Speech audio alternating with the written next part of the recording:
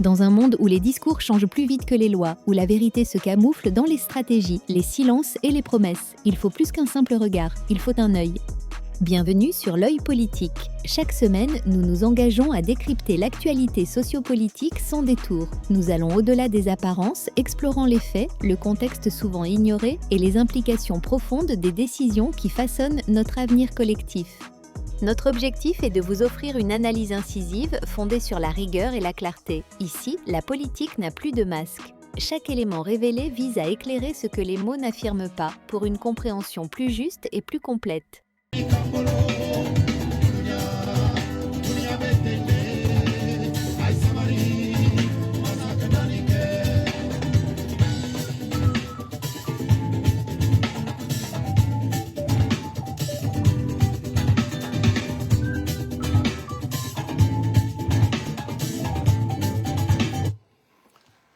Bienvenue à présent au Burkina Faso, la patrie des hommes et des femmes intègres. Le Burkina Faso a fait le bonheur de notre journée africaine. Et le bonheur que le Burkina Faso a fait de notre journée se traduit par un communiqué dont je m'en vais vous donner lecture, avant d'en donner un commentaire appuyé. Voici le communiqué publié aujourd'hui, 22 août 2025, par le grand gouvernement panafricain du Burkina Faso, à la tête duquel son Excellence, le président du Faso, le capitaine Ibrahim Traoré, que je salue avec déférence. Respect, Monsieur le Président. Écoutez le communiqué. C'est un communiqué propre et sans embâche. Ministère de l'Enseignement supérieur, de la Recherche et de l'Innovation du Burkina Faso. Ouagadougou, le 22 août 2025. Communiqué. Le ministre de l'Enseignement supérieur, de la Recherche et de l'Innovation informe le public burkinabé qu'à la suite de la décision numéro 2025-000011, Messiri, bar Cap bar ANB, du 18 août 2025 et de la décision numéro 2025-096, bar Messeri, bar SG, bar CNRST, bar DG, du 22 août 2025, il est mis fin à toutes les activités du projet Target Malaria sur toute l'étendue du territoire national. Il est mis fin à toutes les activités du projet Target Malaria sur toute l'étendue du territoire national. Une troisième fois. Il est mis fin à toutes les activités du projet Target Malaria sur toute l'étendue du territoire national. Les enceintes contenant les moustiques génétiquement modifiés sont sous scellés depuis le 18 août 2025 et tous les échantillons seront détruits suivant le protocole indiqué. Les moustiques mâles biaisés génétiquement modifiés sans impulsion génétique lâchés dans le village de Suruku Dingan, province de Oué, région du Guiriko, ont été soigneusement traités par les services techniques compétents. Par ordre du Premier ministre, pour le ministre et par délégation, le secrétaire général, signé professeur Samuel Paré, chevalier de l'ordre, et bien de l'étalon, chevalier de l'ordre des palmes académiques. Voilà la décision. Maintenant, nous allons procéder à l'analyse de la décision. Le Burkina Faso interdit les activités du projet Target Malaria. Mais qu'est-ce que c'est que le projet Target Malaria? Il faut que vous sachiez ce que c'est. C'est quoi le projet Target Malaria? Nous allons donc aller sur le site du projet lui-même. Target Malaria, écoutons ce qu'ils nous disent. C'est quoi le projet Target Malaria? Target, c'est le mot. C'est un mot anglais qui signifie cible. Malaria, c'est l'autre nom du paludisme. Et ils ont un site internet qui s'appelle comment? Je clique dessus, le site internet.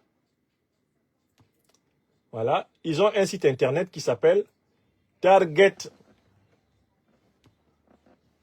Ils ont un site internet qui s'appelle Target Malaria. Alors, qu'est-ce qu'ils écrivent? Target Malaria is an innovative. Voilà. Notre mission. Voilà, je suis sur le site. Comme ça, hop. Target Malaria est un projet innovant qui vise à réduire. Réduire. Ça, c'est un mot qui est très dangereux en Afrique. Réduire la population de moustiques vecteurs du paludisme en Afrique subsaharienne. Nous cherchons à minimiser la transmission du paludisme en réduisant la population de moustiques vecteurs de la maladie. Ça, c'est un objectif noble. Qu'est-ce qu'ils nous aiment? Oh mon Dieu, Target Malaria. Voilà des gens qui sont venus viser le palu pour mettre fin au palu. Oh Seigneur, quel amour pour les Africains. Quel bonheur. Oh là là, s'il n'existait pas, il aurait fallu les inventer, ces gens de Target Malaria. Mais écoutez, pourquoi est-ce qu'ils aiment les Africains là? Je dis, hein, Target Malaria, c'est qui? Qui finance Target Malaria? Qui est le propriétaire de Target Malaria? Qu'est-ce qui peut expliquer leur amour subi pour les Africains? Pourquoi aiment-ils les Africains? Qu'est-ce que les Africains leur ont fait de si bon pour que ces gens-là veuillent mettre leur argent à faire disparaître les moustiques qui nous rendent malades? Bon, on va essayer de savoir qui est Target Malaria. Qui finance Target Malaria? Quand j'ai mené une enquête très rapide pour savoir qui finançait Target Malaria, j'ai le bonheur de vous dire ce que j'ai découvert. Target Malaria. Qui finance Target Malaria? Qui finance Target Malaria?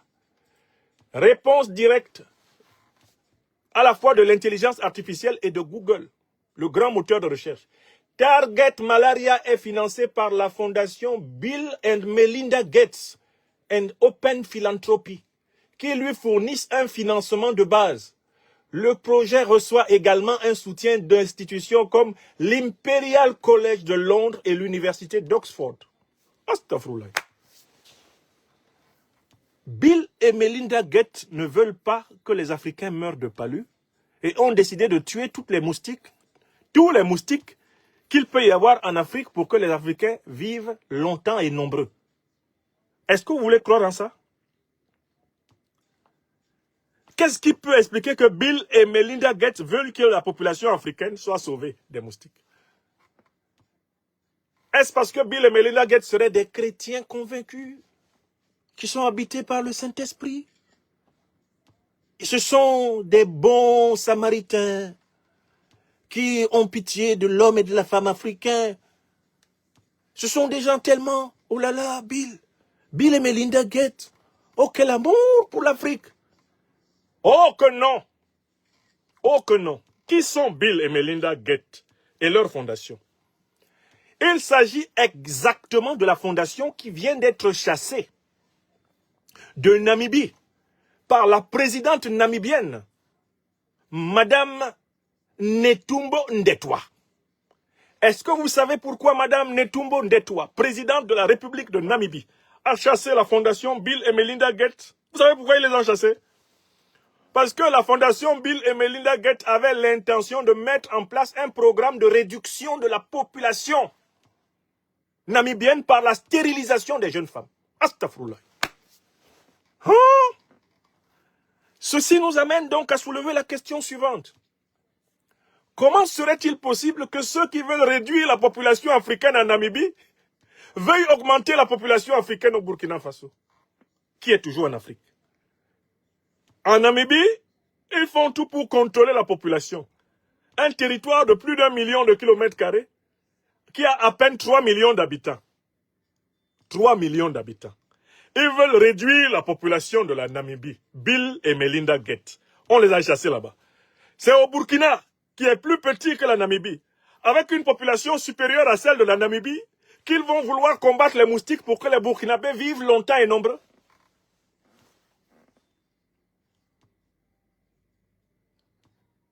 La logique veut qu'en réalité, on comprenne que le programme de Target Malaria, qui utilise en plus des techniques de modification génétique, est de nature à modifier génétiquement les humains et, entre autres conséquences, à les rendre aussi stériles.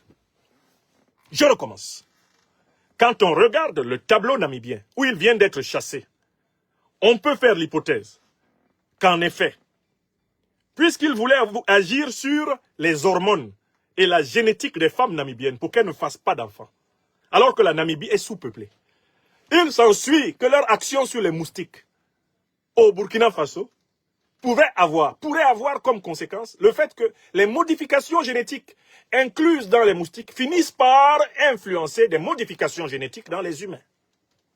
C'est au nom de ce principe de précaution scientifique et élémentaire que les autorités burkinabées, à leur tête le président du Faso, scientifiques de formation, ont chassé la fondation Bill et Melinda Gates du Burkina Faso. Écrivez ça.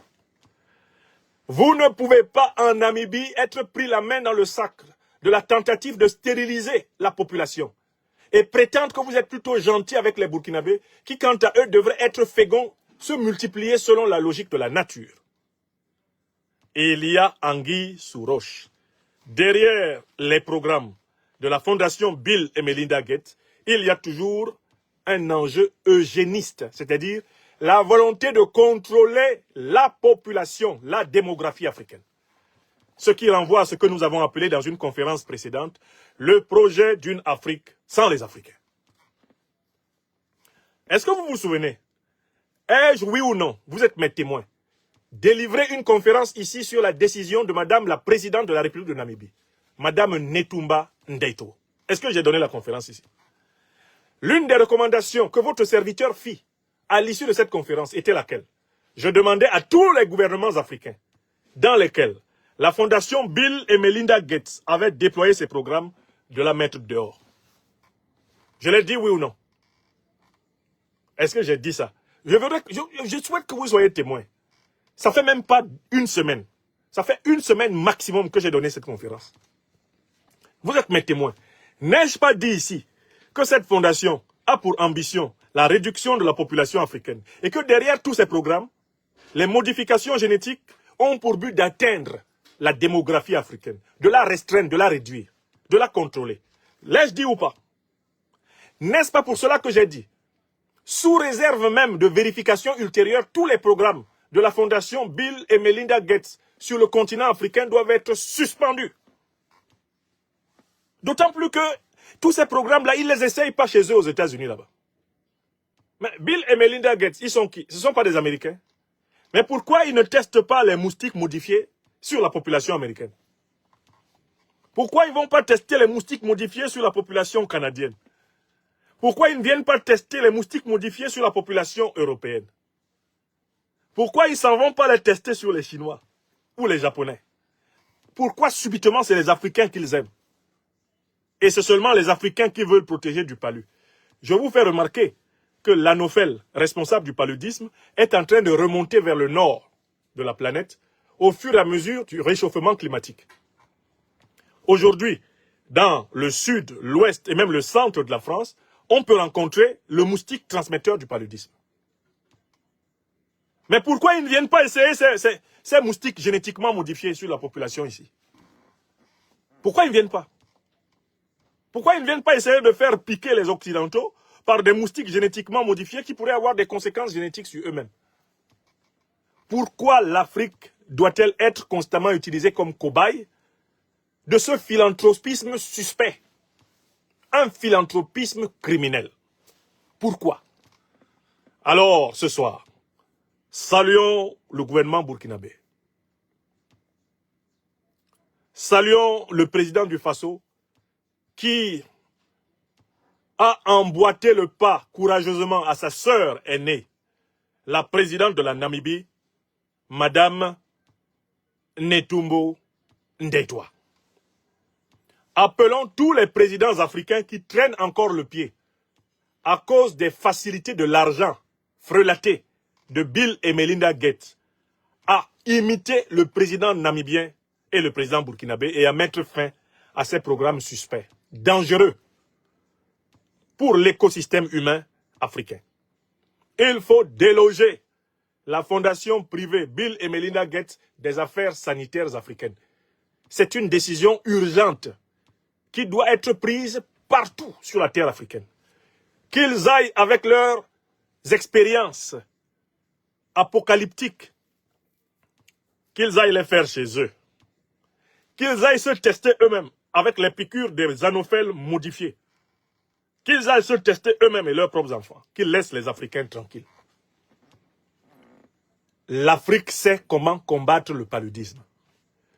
Pour combattre le paludisme, on doit combattre l'environnement insalubre dans lequel se développent les moustiques. Pour combattre le paludisme, on doit rénover et réactualiser l'industrie pharmaceutique africaine. Pour combattre le paludisme, nous devons faire confiance à nos propres laboratoires de recherche. Parce que ceux-là ont intérêt à produire des solutions qui protègent nos chercheurs et leurs enfants eux-mêmes, vivant en Afrique. C'est terminé. Les affaires de Bill et Melinda Gates dans nos ministères de la Santé. Ministres africains de la Santé qui avaient l'argent de la fondation Bill et Melinda Gates. Gouvernements africains qui prenaient l'argent de la fondation Bill et Melinda Gates. Présidents africains qui continuaient à couvrir ces programmes hautement suspects. Présidents africains qui continuaient à couvrir ces programmes hautement suspects. Sachez que vous serez considérés comme co-responsables des ravages sur la santé des Africains que cet eugénisme déguisé en philanthropisme est en train de provoquer à travers le continent. J'ai écrit en 2022 un livre intitulé « L'Afrique sous la menace des armes biologiques occidentales ». C'est un livre basé sur des preuves que j'ai publiées. Il tient en 50 à 60 pages que je vous invite à lire. L'Afrique sous la menace des armes biologiques occidentales. J'étais d'ailleurs parti d'une tribune, d'une recherche fouillée, publiée sur des sites internationaux, de sciences et de philosophie politique. Pour produire ce livre, afin qu'aucun dirigeant africain ne fasse son malin avec les programmes suspects de la fondation Bill et Melinda Gates et tout autre programme de même nature. Il faut les déloger du continent africain. La Namibie a montré la voie. Le Burkina Faso lui a emboîté le pas. Qu'il en soit désormais ainsi partout et toujours. La santé de l'Afrique est une chose tellement délicate qu'on ne peut pas la confier à des intérêts privés et étrangers à l'Afrique. Oui, la fondation Bill Gates se présente comme une fondation philanthropique. L'Afrique n'a pas besoin de la pitié du monde. L'Afrique n'a pas besoin de la pitié du monde. Elle a besoin qu'on lui foute la paix. L'Afrique a besoin qu'on retire les griffes qu'on a plantées en elle. L'Afrique a besoin que les sangsues qui vivent de ses richesses dégagent.